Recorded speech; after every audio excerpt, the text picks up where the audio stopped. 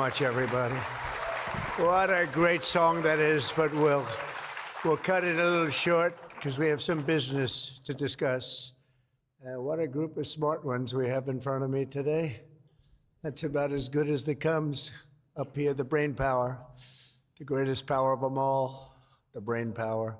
Well, I'm thrilled to be here with so many tech leaders and luminaries as we take historic action to reassert the future which belongs to America, always has belonged to America. We just lost sight of it on occasion. And I just want to start by stating that we've just concluded our big trade deal with Japan and numerous other countries in addition, as you know.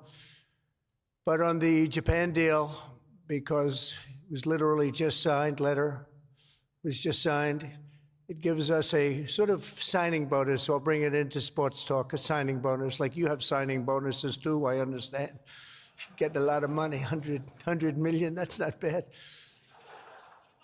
But that's not as good as the signing bonus we got. We got a $550 billion signing bonus for the country. And we had the tariff at 25%. As you know, we had a tariff at 25%. And these are great people that we negotiated with, but we agreed to reduce it to 15 based on the fact that Japan has agreed for the first time ever to open up its country to trade so that all of our American businesses and business geniuses, including many in this room, can go out and do business openly and freely in Japan, a very rich and prosperous and profitable and wonderful country, frankly. And we will pay a zero tariff as we do business in Japan. So we're paying zero, they're paying 15. We're getting $550 billion. And to be exact, it's 90% of that, but we control the whole lot of it. And it's really been great. And they're very happy, and their stock market went up, and our stock market went up, and that's supposed to be the way it is. Ours went way up, and theirs went up. And we've made numerous other deals like that. But the opening up of a country is very important to us. We have numerous countries that have opened their doors, just made some incredible transactions, but we're going to have a very, very simple tariff for some of the countries. We have so many countries, you can't negotiate deals with everyone, so we'll have a straight, simple tariff of anywhere between 15 and 50%. A couple we have 15 because we haven't been getting along with those countries too well, so we just say, let's pay 50, and that's the way it is. But remember, we get countries that were closed, always closed. Everyone in this room would never remember any of them to be open. We've offered such a deal to the European Union where we're in serious negotiations, and if they agree to open up the union to American businesses, then we will let them pay a lower tariff. So the tariff is very important, but the opening of a country, I think, can be more important if our businesses do the job that they're supposed to be doing. Such openings are worthy of many points in tariffs, and they're a good thing, not only for, as an example, Japan or Europe, but certainly a great thing for America because it allows our businesses to go out and fairly compete and do really well if they compete properly, like the people that I know. Everyone in this room practically I know has competed very successfully. I haven't seen any, and I know the losers just like I know the winners. I tell you, I don't see any of the losers here.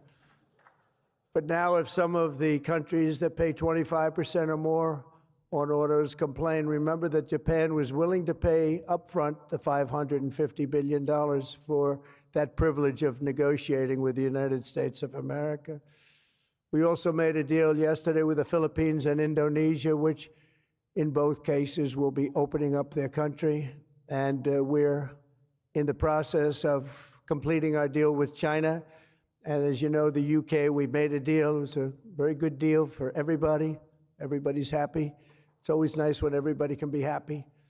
But mostly we'll be charging straight tariffs to most of the rest of the world because we have over 200 countries. People don't realize that's a lot of deals. Even if you're like me, a deal junkie, that's a lot of deals. That would be too much for anybody. Ooh. How did we do with this country that I never heard of?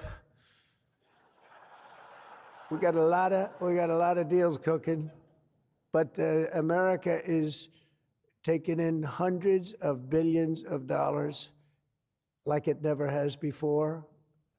Investments into our country at the highest point ever in history, and we've just really been opened up for business for 3 of the 6 months. The first couple of months, we got ourselves all set, done a great job with our military. As you know, you saw that 2 weeks ago when you saw the way those incredible B-2s flew into Iran and took out an entire nuclear potential deadly force. But I want to thank some of the incredible people that I see before me, including White House AI czar David Sachs. He's been great for organizing this very important summit, and especially for putting it in D.C., where it's a little bit easier. I don't know if it's easy for you, but it's a hell of a lot easier for me. Along with his colleagues at the All In podcast, which is very good. I did that podcast a year and a half ago, and I said, this is something, it was pretty new, pretty raw. Everybody I knew saw that podcast. I said, well, he's got something pretty good. Who is that guy? He's a smart guy, by the way. I think if I ever get in, which at the time people were saying I had a shot, not as good a shot as it turned out. We won in numbers that nobody believes. We won every swing state. We won by millions and millions of votes, winning the popular vote. We won with the districts, as they would call them, 2,750 to 505. And that's why the map is almost completely red, except for a couple of little blue areas on each side of it. But it was a great experience, frankly, for me, and hopefully it's a great experience and been a great experience for our country, because they're saying we had the greatest 6 months that a president has ever had, the opening 6 months.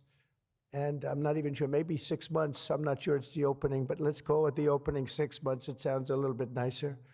I want to also say hello and thank to Chamath and his wonderful wife, Nat. Thank you very much for being here. Thank you very much. It was great seeing you again. Great couple. David Friedberg and even, as we know, Jason Calacanis. I say even. Thank you, Jason. Thank you, Jason. I appreciate that. Yeah, he's a good person. Thanks as well to the Hill and Valley Forum and our future Undersecretary of State, Jacob Hellberg. Good work. Good. Stand up, Jason. Good. I met him a year and a half ago, and I was very impressed. I said, let's bring him in. We bring in a lot of smart people. And David's been unbelievable as the job he's doing. Along with Secretaries Doug Burgum, who's been incredible. Doug? Thank you. Thank you, Doug. Great job. He's producing low-cost energy. We're down to $64. I want to get it down a little bit further if we can. I don't know if the oil companies love that or not, but we want to have very inexpensive electricity so that you can power up the plants, because you need more electricity than any human beings ever in the history of the world. When I heard what you really need, I said, you got to be kidding. Double what we produce right now for everything, right? I don't know, Jensen, you're going to have to explain that to me someday, why they need so damn much. Couldn't you do with a little bit less? My father always used to say, turn off the lights, son. But you guys are turning up the lights. I want to thank Howard Lutnick for doing a terrific job. He was involved in the big deal that we just completed with Japan. Howard, wherever you are, Howard. Where is Howard? Hi, Howard. Great job you did. Appreciate it. Really, that was an interesting negotiation, wasn't it? These are tough people. These are good negotiators, I will tell you, Japan. But they love their country, and they do what's right for their country. I want to thank Chris Wright, if Chris is around. Chris is here because he's helping with the tremendous energy success that we're having. We're having tremendous energy success. We're the biggest. We have more energy than anybody else in the world. Nobody knew that until I came along, but we have more energy than anybody else in the world. We're making incredible deals on energy, including deals in Alaska. Well, we that's the mother lode, that's the big one, and we're making deals with various Asian countries that need it, and it's actually hard to believe. You don't think of it, but Asia is very close to Alaska, relatively speaking. It's not the closest, but it is pretty much the closest when it comes to oil and gas and energy, and we're making some incredible deals, and I want to thank Chris. Chris is fantastic, works in partnership really with this gentleman who's the head of all of, you've got the land and he's got the energy, right? But they formed a great partnership, Doug. So that's one of the greatest partnerships I've seen in a long time. They work hand in hand and they have done a great job. Administrators, Kelly Loeffler, I think, is here. Kelly, thank you very much. Hi, Kelly. Thank Kelly. And probably the most important man in the room, and I say it in all sincerity, more important than Doug and Chris and all that energy they're producing. He's a man that produces fast permits on the environmental impact statements. He gets them done. I said, Lee, you have 1 week for nuclear, and you have a couple of days for oil and gas, okay, for the approvals. And we kid, but you know, he really is. He's knocking them out fast. He's knocked out a lot. A lot of you guys have started your plants already, and you've already had your approvals. So where's Lee Zeldin? Is he here? He is so great. This guy,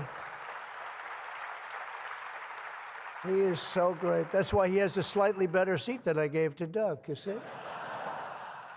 Nah, he's doing a fantastic job in a lot of ways, but he's doing a great job, and he's getting fast permits, and safe and good and everything else, but he's moving them along rapidly, already given some. And you know, one of the most exciting things we'll talk about in a second is the fact that you're going to build your own electric producing plants when you build whatever you're building. And it's different things, including automobile factories, which are going up all over the place. You'll see them starting soon. They're moving into our country because of the tariffs, because they don't want to pay the tariffs. They're moving into our country at a record speed. But the ability to build your own electric plant, not having to rely on a 100-year-plus old grid.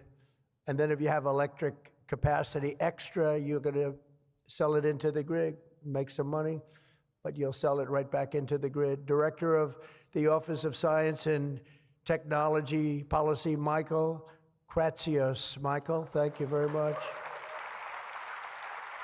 Thank you, Michael. As well, it's supposed to be taking a vote right now, a big vote. Senator Ted Cruz. Is Senator Cruz here? Oh, look at my senator. Why aren't you voting? I think we lost David McCormick, who's voting. So is David here? Because you're supposed to be voting, Ted. I don't know. I'll tell you what, this man works hard. Ted works hard, and he works good. And a very special thanks to some of the top industry leaders here, including somebody that's amazing. I said, look, we'll break this guy up. This is before I learned the facts of life. I said, we'll break him up. They said, don't say it's very hard. I said, why? I said, what percentages of the market does he have? Sir, he has 100%. I said, who the hell is he? What's his name? His name is Jensen Huang, NVIDIA. I said, what the hell is NVIDIA? I've never heard of it before. He said, you don't want to know about it, sir. I figured we could go in and we could sort of break them up a little bit, get them a little competition. And I found out it's not easy in that business. I said, supposing we put the greatest minds together and they work hand in hand for a couple of years. He said, no, it would take at least 10 years to catch him if he ran NVIDIA totally incompetently from now on. So I said, all right, let's go on to the next one. And then I got to know Jensen, and now I see why. Jensen, will you stand up? What a job. What a job you've done. Man. Great. He's a great guy, too. Lisa Su of AMD. Lisa? Thank you. Congratulations. Great job. Sham Sanikar of Palantir. We buy a lot of things from Palantir.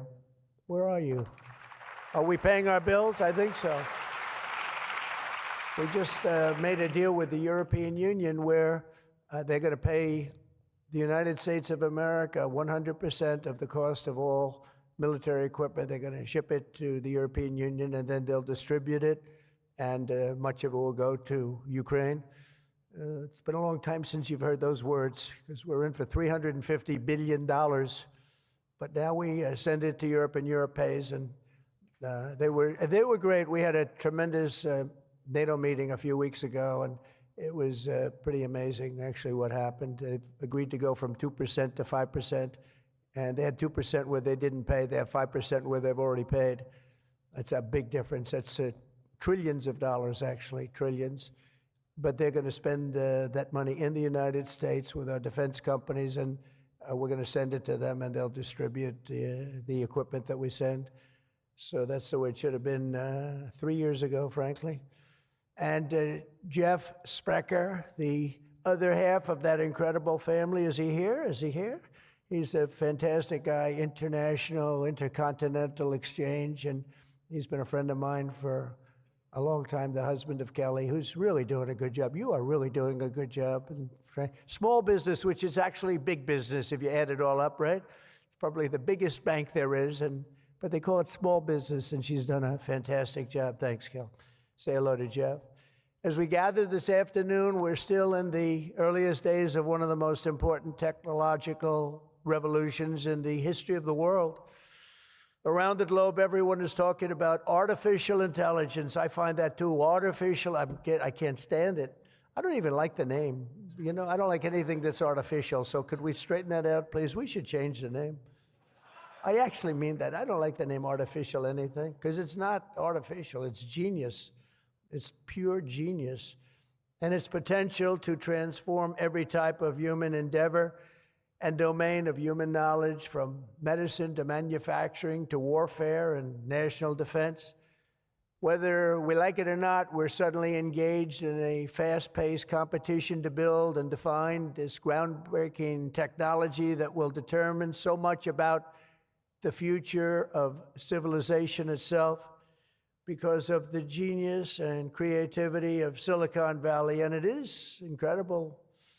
Incredible genius. Without question, the most brilliant place anywhere on earth. America is the country that started the AI race. And as President of the United States, I'm here today to declare that America is going to win it. We're going to work hard. We're going to win it.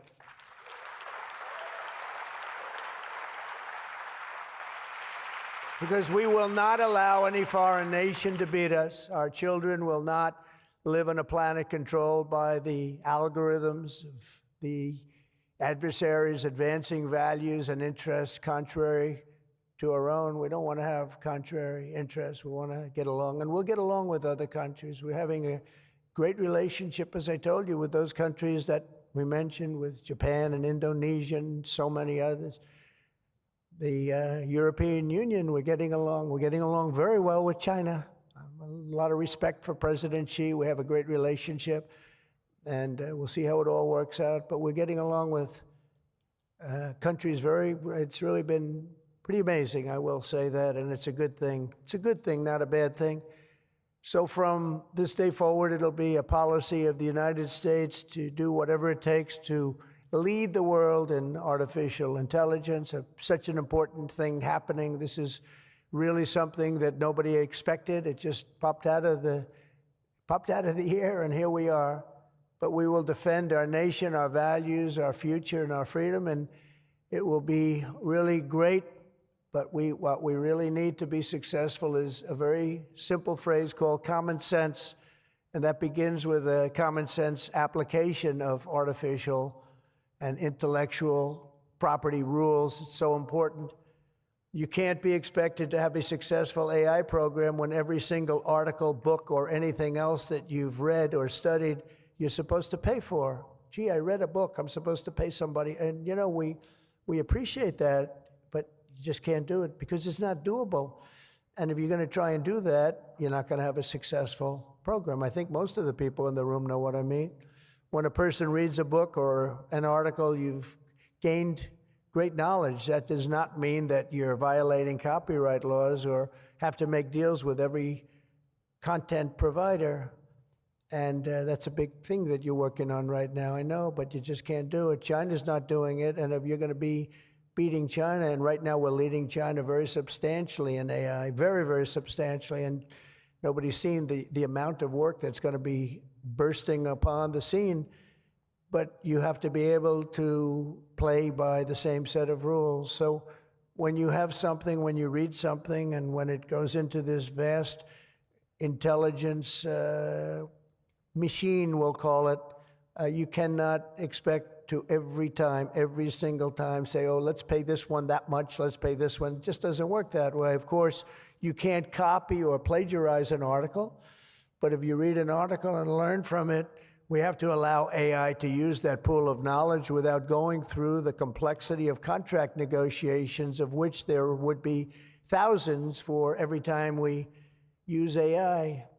We also have to have a single federal standard, not 50 different states regulating this industry of the future. And some people would say, gee, that's an unpopular thing to say. I was told before I got up here, this is an unpopular thing because some people, they don't want that. But I want you to be successful.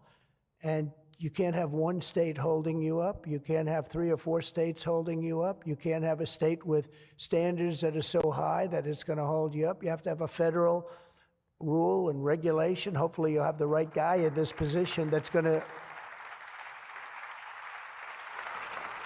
supplant the states. If you are operating under 50 different sets of state laws, the most restrictive state of all will be the one that rules. So you could have a state run by a crazy governor, a governor that hates you, a governor that's not smart, or maybe a governor that's very smart, but decides that he doesn't like the industry and he can put you out of business because you're going to have to go to that lowest common denominator. We need one common sense federal standard that supersedes all states, supersedes everybody, so you don't end up in litigation with 43 states at one time. You got to go litigation free. It's the only way. And we also have to watch Europe, Asia, and all foreign countries so that they don't make rules and regulations that likewise make it impossible for you to do business, and where you'd have to make everything in AI cater to them, because again, you'd have to cater to the toughest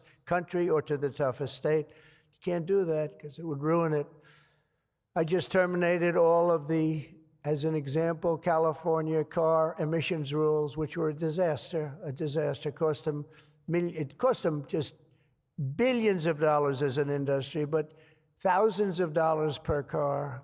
The emission rule standard, because they were making the production of an automobile almost impossible and at a tremendously higher cost, much more expensive than it should cost, for very little gain, for actually, in my opinion, negative gain. The automobile was worse.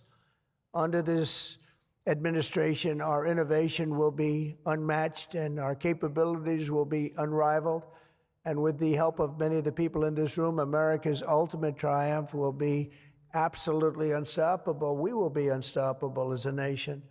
Again, we're way ahead and we want to stay that way. We can't let individual smaller units stop it, because that's the only thing that can stop it and can really mess it up. As with any such breakthrough, this technology brings the potential for bad as well as for good, for peril as well as for progress. But the daunting power of AI is it's not going to be a reason for retreat from this new frontier. On the contrary, it is the more reason we must ensure it is pioneered first and best. We have to have the best, the first pioneer. We are the best and the first pioneers, and we're going to be really putting a nation that we love, America, we're going to be putting it first. I have an expression, America first, make America great again. A lot of great expressions, but they're all so true.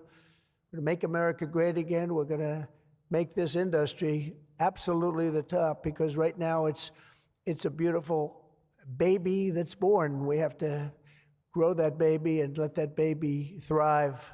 We can't stop it. We can't stop it with politics. We can't stop it with foolish rules and even stupid rules. At the same time, we want to have rules, but they have to be smart. They have to be brilliant. They have to be more brilliant than even the technology itself. Surely there will be challenges on the path ahead, but together we will meet them and transcend them all. We are Americans, and we are Americans first. I have a couple of people I know that don't happen to be from here, but I wish you a lot of luck anyway. I was looking at 3 people that are not Americans, but they're very good people. Please treat them nicely. But we do not shrink from the future or cower in the face of uncertainty. We dominate the future. We conquer new frontiers, and we control our own fate, and we determine by doing that our own destiny. Winning this competition will be a test of our capacities unlike anything since the dawn of the space age. I believe that. It's hard to believe as the president, the amount of enthusiasm for this one industry. I mean, I can talk about cars where we're doing incredibly well. We have car companies moving in all the time, but I talk about other industries. Everybody's saying this is going to dominate the world, going to dominate every industry that ever conceived. I don't know if that's true. I don't know if it's true, but I can tell you that a lot of very brilliant people think it is true. It'll dominate everything. It will challenge us to marshal all of our strength and flex the muscles of American ingenuity and resolve like probably never before.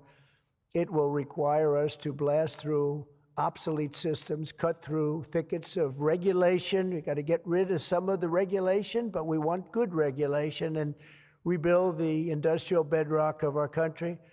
And perhaps most importantly, winning the AI race will demand a new spirit of patriotism and national loyalty in Silicon Valley and long beyond Silicon Valley.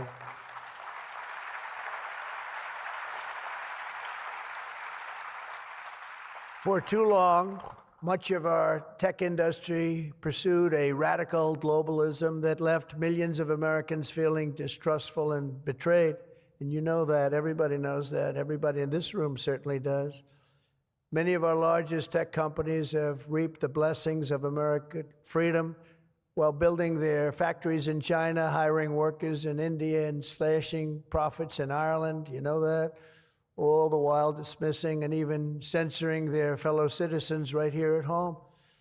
Under President Trump, those days are over. We need U.S. technology companies to be all in for America. We want you to put America first. You have to do that. That's all we ask. That's all we ask. To partner with our tech geniuses in achieving this vision, today we're releasing the White House AI Action Plan. Big stuff. We're signing it right after this. In fact, I see it sitting right there. Maybe I should just sign it right now. Who the hell has to make the rest of this speech, right? But here are the pillars of the strategy. First, my administration will use every tool at our disposal to ensure that the United States can build and maintain the largest, most powerful, and most advanced AI infrastructure anywhere on the planet. America needs new data centers, new semiconductor and chip manufacturing facilities, new power plants and transmission lines. And under my leadership, we're going to get that job done, and it's going to be done with certainty and with environmental protection and all of the things that we have to do to get it done properly. Virtually all of these large capital investments can be and should be made by the private sector. And they want to do that. They just want to be able to do it. But for that reason, America must once again be a country where innovators are rewarded with a green light, not strangled with red tape so they can't move, so they can't breathe, and that's not going to happen. You're going to see things that you've never seen in this country before. So often, and I've been watching for many years, I've watched regulation. I've been a victim of regulation. A zone change that takes 6 years for a building in Manhattan or whatever, but I was good at zone changes, but it took a long time. By the time you got the zoning, the market changed. You didn't want to build the building. You say, well, but in some cases that made you lucky, didn't it? Huh? In some, not too many people understand that in this room, but in some cases, waiting for that approval as the market collapsed was a good thing, not a bad thing. But it's time to reclaim our heritage as a nation of builders, and that's why, upon taking office, I signed a historic executive order directing that every one, and this is so important. For every new regulation, 10 old regulations must be immediately eliminated. So we have old regulations that clog up the books that don't even mean anything anymore. You know, in my first term, I had more regulation cuts than any president in history times 4, and that included 2-term presidents, where you're talking about 8 years. We had more than any other president, and I think we may even top it this year. We may very well be able to top it during this period of time, because you're really, you are a regulation-prone group, and we're looking to get those regulations out of your way so you can use your genius. Earlier this month, we also enacted the largest tax cuts in American history when I signed the One Big Beautiful Bill into law. And I think the most important thing in the whole tax cut, in terms of pure economics, and I think one of the reasons that my first, you know, we had the most successful economy in history during my first term, and I think this is going to blow it away. So far it is, and I think this is going to blow it away. But the reason we had was I had expensing at 100%. And what we did is we included 100% in this bill, expensing for all capital expenditures, including investments in factories and equipment and structure. Structure wasn't included last time, so even structure, and you're able to write it all off immediately. That's the biggest thing. Not 38 years, not 42 years. You're able to write it all off immediately. And this time, we've made it for 10 years, not for 1 year. We've made it for 10 years, so you have a much longer period, but I'd say get out and take advantage of it. I think that's one of the reasons that we had such an incredible success with the first tax cuts. And one of the things that this bill does is it extends the first tax cuts and makes them permanent. And in addition to that, we were granted other taxes, like no tax on tips, no tax on Social Security, no tax on overtime. A lot of great things. One of the things that I mentioned, not so pertinent here, but if you're in the automobile business, it's pertinent. I said, why is it that people like us always are looking for expenses and deductions, and people that buy automobiles that really have to go out and borrow money to buy a car, why aren't they allowed to deduct the interest on their loan to buy a car from their income tax? And we got it approved. We got it approved. And that is such a big thing. And I think that's going to be such a big thing for the automobile industry. We're going to be making more cars. Within a few years, we're going to be making more cars than we made in the very beginning, in the super prime. You know, we lost almost 50% of our automobile business to Mexico, Canada, and various other places, as you know, in Europe and in Asia. And now we're getting it back. We're getting it back in record numbers. And I think we're going to be topping any amount. In a few years, we'll be making more automobiles than we've ever made in the history of our country, including what I call prime time. My administration is also pursuing a future of all-out American energy dominance. And on day one, I terminated the Green New Scam. You know what that was? You were all victims to it. Perhaps the second or third greatest scam in the history of our country. I would say the first was Russia, Russia, Russia. And we had a couple of others too. But the Green New Scam was one of the greatest. It's so ridiculous what they've made you do. The carbon footprint. They talked about the carbon footprint, and then Obama hops onto a 747 Air Force One and flies to Hawaii to play a round of golf and comes back. What about the carbon footprint? No, we didn't like that. And what Biden has done is absolutely terrible. He made it impossible, almost impossible for people to do business, not even talking about the border, where millions and millions of people flowed into our country, many from prisons, from jails, from gangs, from mental institutions all over the world. No, we're not doing that. We have to get them out. We've got 11,888 murderers, many of them committed more than one murder. Many of them, more than 50%, committed more murders. We're getting them out of our country, or in some cases, they're so bad, we're not getting them out. We're having to lock them up because we don't want them ever to come back, no matter how good we're doing. You know, last month, you probably read, we had 0 people enter our country illegally, And over the last number of years, you'd have hundreds of thousands, literally hundreds of thousands of people a week pour into our country, totally unvetted and unchecked. And what the hell were they thinking? What they've done to our country is so sad, and we can never forget it. But we're unleashing all forms of energy, including natural gas, oil, and clean, beautiful coal. I instructed my people, in the form of Chris and Doug in particular, you are not allowed to say the word coal without saying clean, beautiful in front of it. You can only say clean, beautiful coal. It's a little embarrassing because we had somebody making a speech the other day, right? And he mentioned the word coal about 30 times because that was the subject.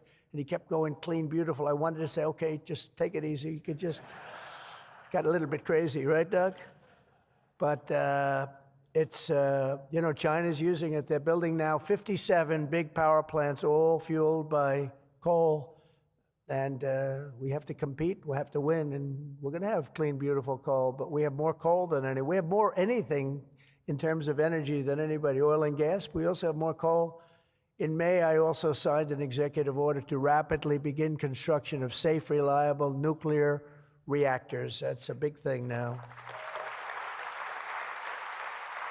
And many of you are going to be using nuclear. You know, I had problems with nuclear. I saw some of the things, but what they've done with nuclear is like what you've done with AI and other things. It's incredible, actually.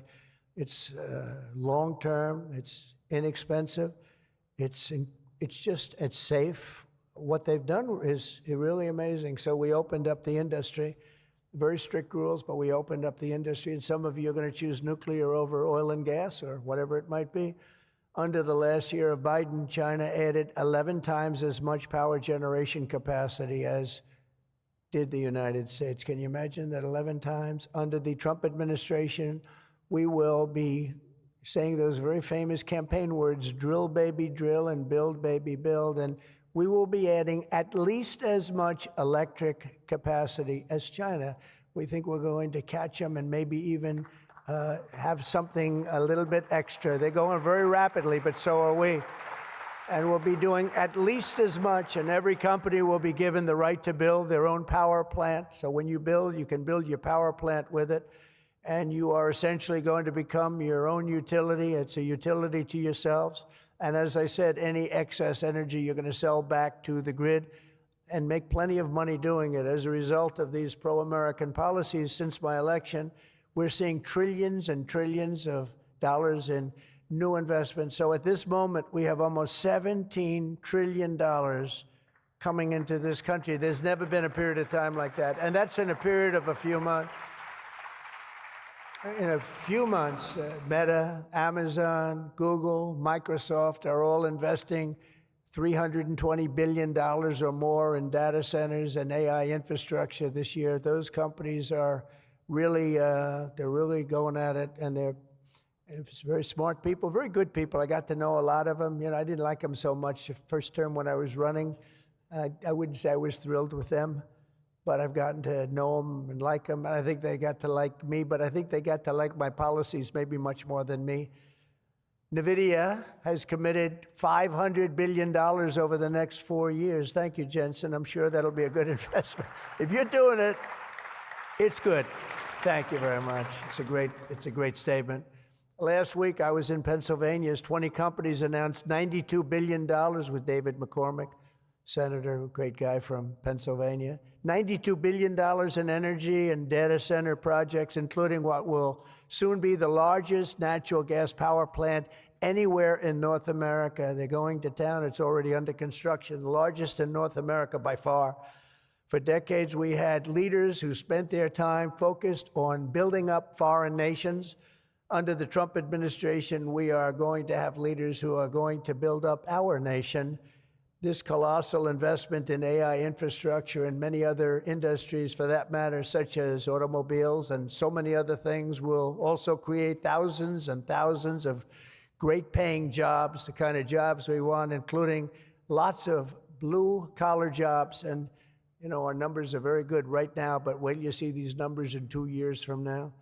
It will mean higher wages and more opportunity for millions of energy workers, HVAC technicians, engineers, electricians, and the hardworking citizens who make our country run. These are great people that make our country actually run. To ensure America maintains the world-class infrastructure we need to win today, I will sign a sweeping executive order to fast-track federal permitting, streamline reviews, and do everything possible to expedite construction of all major AI infrastructure projects. And this will be done. You will get so good a service in so many ways, not only from Lee with the environment, but you need many other types of permits, and you're going to go so fast. You're going to say, well, wait a minute, this is too fast. I didn't expect to go this quickly. This is a problem. I may cause a problem in opposite, but including factories, data centers, and power plants of all kinds, the United States will have total industrial and technological supremacy. The second pillar of our action plan for AI dominance is to get the entire world running on the backbone of American technology, and I think that's very much happening right now, and I think it's going to happen. The last administration was obsessed with imposing restrictions on AI, including extreme restrictions on its exports. As you know, they made it very difficult to export. This alienated American partners and drove even our friends into the arms of China and other countries. That's why upon taking office, I repealed the so-called Biden diffusion rule. Can you imagine that? That crippled American AI exports, the Biden diffusion rule. I wonder who came up with that name, because he has no idea what it is. He had no idea what it was. He came up with a rule. I wonder who drew that one. I wonder, was that signed by the AutoPen, I think, because they went to him and said, we're going to do a diffusion rule. Mr. President, what? What? It's okay, the AutoPen will take care of it. It's one of the greatest scandals in the history of our country, let me tell you. Under my administration, we will maintain necessary protections for our national security, but we will never forget that the greatest threat of all is to forfeit the race and force our partners into rival technology. We're not going to do that. We're not going to do that. Okay? Not going to let that happen. That could be the end. When I traveled to the Middle East in May, every leader I met was thrilled to do business with American tech firms and with America, and they were all thrilled to meet me, believe it or not. It's hard to believe, isn't it? But they were. By the way, the most powerful woman in the world is here today. Susie Wiles, stand up, please. Susie Wiles, Chief of Staff. She can take out a country with a mere phone call. No, they just voted her the most powerful woman anywhere in the world. She might be the most powerful person in the world, I think. But she's done hasn't she done a good job, though, huh? Good.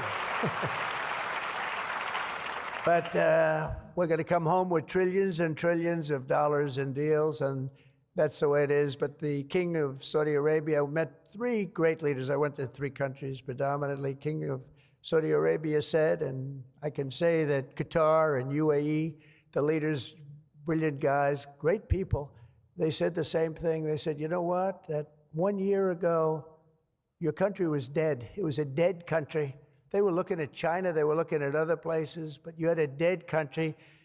And today, Mr. President, you have the hottest country anywhere in the world. They said that, and they meant it so strongly.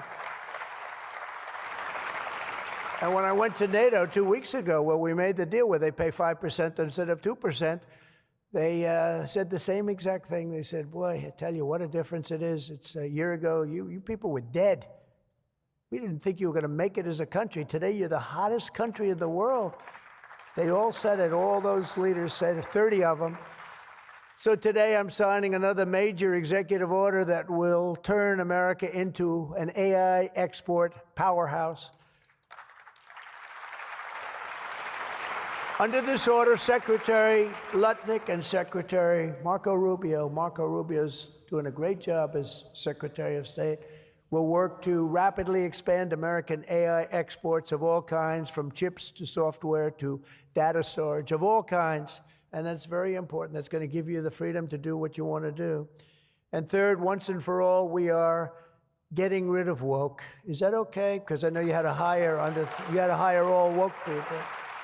I heard you had to hire all woke people under some of these things. How about the chips, where they give you the chip nonsense, where they give you billions of dollars if you only build a chip company? These people have plenty of money. They don't need the money. They need the permits. They need the rights to do it. They don't want to pay tariffs, so they come and they build here. That's why they're coming here. They like, number one, they like me, but they like not having to pay tariffs even more. And they're coming. But Biden gave billions of dollars to companies that have nothing but cash. And they don't say where to build. It's just give them money. But here's the problem. They have to hire lots of woke people. And they say woke isn't for this particular industry. We've noticed that. They're not for a lot of industries, if you want to know the truth. So the guidelines were impossible. They're going to give you money, but you got to hire this and this and this and that. And I don't want to get into it too much because I don't want any controversy today. But you have to hire a lot of people that were not into this particular world that you're in. And so therefore, all the money they gave didn't mean a damn thing. One of Biden's worst executive orders established toxic diversity, equity, and inclusion ideology as a guiding principle of American AI development. So you immediately knew that was the end of your development. But the American people do not want woke Marxist lunacy in the AI models, and neither do other countries. They don't want it. They don't want anything to do with it. That's why on day one, I very proudly terminated Joe Biden's order on woke AI effective immediately. You don't have any of those crazy rules. Crazy rule. And in just a moment, I will be signing an order banning the federal government from procuring AI technology that has been infused with partisan bias or ideological agendas such as critical race theory, which is ridiculous. And from now on, the U.S. government will deal only with AI that pursues truth, fairness, and strict impartiality. We're not going to go through the craziness that we've gone through for the last 4 years. And then we skip 4, and then you go back, and it started then.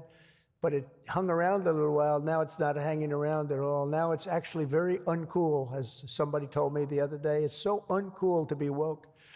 I encourage all American companies to join us in rejecting poisonous Marxism in our technology. It'll be very interesting to see what's happening in New York, because they're actually thinking about electing a communist in New York. They like to call him a socialist. He's not a socialist. He's a communist. But don't worry, you're going to be okay. He still has to get his money from the White House, and that's not going to happen until he shapes up. But as an example, we are not going to allow men to play in women's sports. That's an example. That's one. And they say that's an 80-20 number. They say 80% would be against it. No, it's not 80-20. It's about 97-3. And I don't know who the 3 are. I've never seen anybody. I've never had a person. I've seen everybody. I'm a very open person. They come up to me and they talk to me. I've never had anybody come up, sir, you have to let men play in women's sports. I've never had it.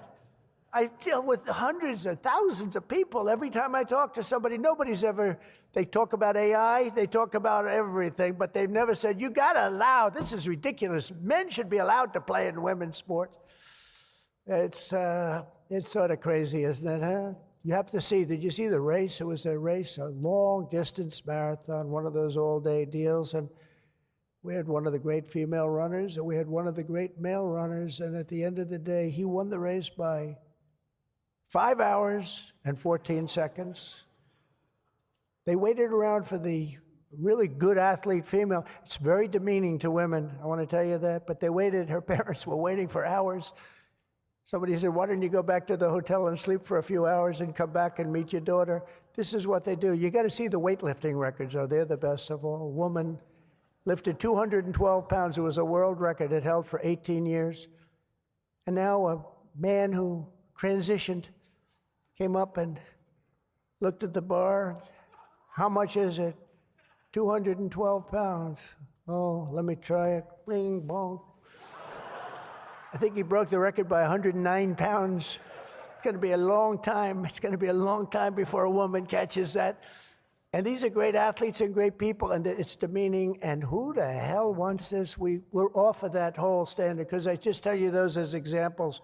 We're off of it. The reason the last administration was so eager to regulate and restrict AI was so they could limit this technology to just a few large companies, allowing them to centralize it, censor it, control it, weaponize it, and they would weaponize it. A very dishonest group of people. You probably saw that because we caught them in the act. We really caught them. We had it before, but now we really have them. We have it where it counts. But this is the exact opposite of my approach. The unique strength of the American tech industry has always come from its startups and small tech. It comes through small. Jensen was small. Were you ever small? I think so. When you started in your bedroom, I think you were small, right? He started as very small, and now he's really become very amazing. If you regulate them too much, you kill the source of American genius and technological power. I believe that. Joe Biden had a plan to lose the AI race. I think he wanted to lose it because his plan would never have worked. It would have never been successful. You would have spent a lot of money and you wouldn't have been able to win. They didn't allow you to win, but we have a plan which only admires and respects the winners. Every citizen should take incredible pride in the inspiring feats of American innovators who are pushing the bounds of human knowledge and achievement. The people of OpenAI, Google, Meta, and countless startups are proving once again that America is impossible. You are just impossible to beat. You're not going to be beaten. We're not going to let that happen. When you do your best, when you work your hardest, and when you're allowed to be free of horrible, foolish regulation. And you're going to have regulation, but it's going to be sensible, smart regulation. There's nobody who's going to beat you. As we push even further into this exciting frontier, let us never forget that all of this prosperity and progress has come from the culture of freedom and hard work, merit, ambition, and risk-taking passed down from one generation of Americans to the next. Silicon Valley rose to wealth, fame, and glory by exemplifying these values, and it will win this race not by rejecting them, but by embracing them like they have never been embraced before. We must put America first. This is a nation that invented the light bulb, the telegraph, the television, the telephone, the computer chip, the smartphone, the GPS, the integrated circuit, and even the internet. Basically, we invented everything. What is left? We invented everything. And now it's AI. We invented everything. Does anyone have anything else to say? And now we're going to take it to a new level. But Americans were the first to fly a plane, first to harness the atom, and first to plant our flag on the moon. We mastered the industrial age. We created the digital age. And now we are leading the world into the golden age, indeed, the golden age of America. With your help, that golden age will be built by American workers. It will be powered by American energy. It will be run on American technology, improved by American artificial intelligence, and it will make America richer, stronger, greater, freer, and more powerful than ever before. And I will now do my share by going and signing a name without an auto pen. I will sign it. If we had one, I wouldn't use it anyway. But we will sign it auto pen free, and we will say, Donald J. Trump, God bless America, and God bless you, and good luck, because the race has just begun, and you're going to win it. Thank you very much, everybody.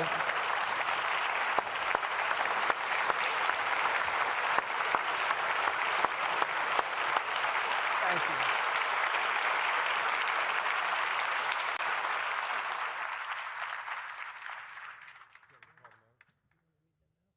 Yes, sir, Mr. President. Mr. President, the first executive order that we've prepared for your signature today relates to federal permitting for data center infrastructure. As you mentioned during your speech, this is a crucial issue affecting the entire AI industry.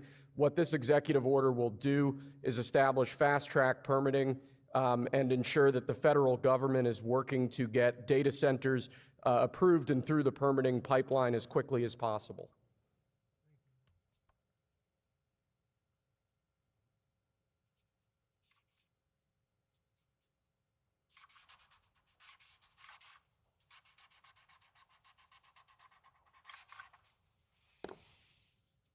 Okay.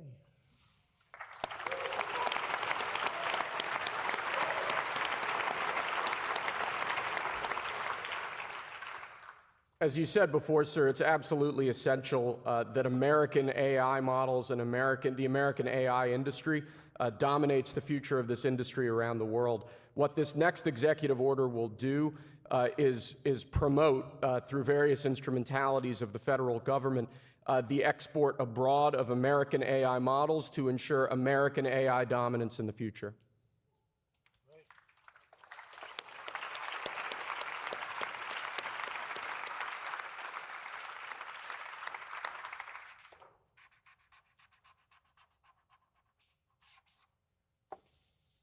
Okay.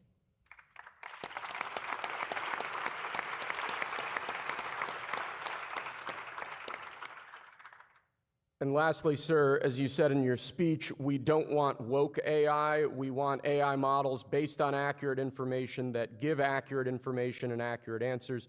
This executive order will ensure that when the federal government procures or promotes different AI models, that those AI models are ideologically neutral, that they don't embrace wokeism and critical race theory and all of these terrible theories that have done so much damage to our country.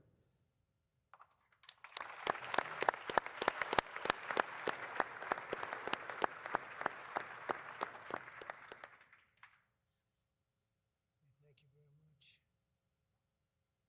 Thank you, my friend. Good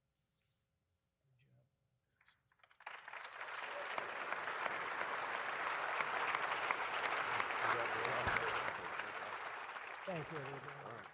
Thank you very much, everybody. Good luck. Good luck. Thank you very much.